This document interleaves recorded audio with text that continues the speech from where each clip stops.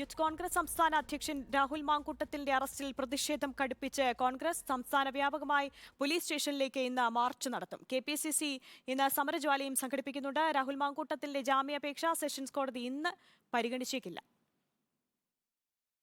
രാഹുലിന്റെ ആരോഗ്യാവസ്ഥ കൂടി പരിഗണിച്ചാണ് സെഷൻസ് കോടതിയിലേക്ക് അപ്പീൽ പോയത്. ജാമ്യാപേക്ഷ കോടതി ഇന്ന് പരിഗണിച്ചേക്കില്ല. പരിഗണിക്കുന്ന തീയതി വൈകിയാൽ വേഗത്തിൽ പരിഗണിക്കണമെന്ന അപേക്ഷ കോടതിയിൽ നൽകും. തിരുവനന്തപുരം ജില്ലാ കോടതി നിർദ്ദേശപ്രകാരം ജനറൽ ആശുപത്രിയിൽ നടത്തിയ മെഡിക്കൽ പരിശോധനയിൽ ഗൂഢാലോചന നടന്നുവെന്നാണ് കോൺഗ്രസ് വാദം. ഇക്കാര്യം വ്യക്തമാക്കി സ്വകാര്യ ആശുപത്രിയിലെ മെഡിക്കൽ റിപ്പോർട്ട് കോടതിയിൽ ഫയൽ ചെയ്തിട്ടുണ്ട്. രാഹുലിന്റെ മെഡിക്കൽ സർട്ടിഫിക്കറ്റ് വ്യാജമാണെന്ന CPM ആരോപണത്തിനെതിരെ കോടതിയിലേക്ക് നീങ്ങുകയാണ് യൂത്ത് കോൺഗ്രസ്. ഒരു മെഡിക്കൽ ബോർഡിനെ വെച്ച് രാഹുൽ മാങ്കൂട്ടത്തിലിൻ്റെ കോടതിയിൽ സമർപ്പിച്ച ചികിത്സാ രേഖകൾ ഒരു പരിശോധനയ്ക്ക് വിധേയമാക്കട്ടെ.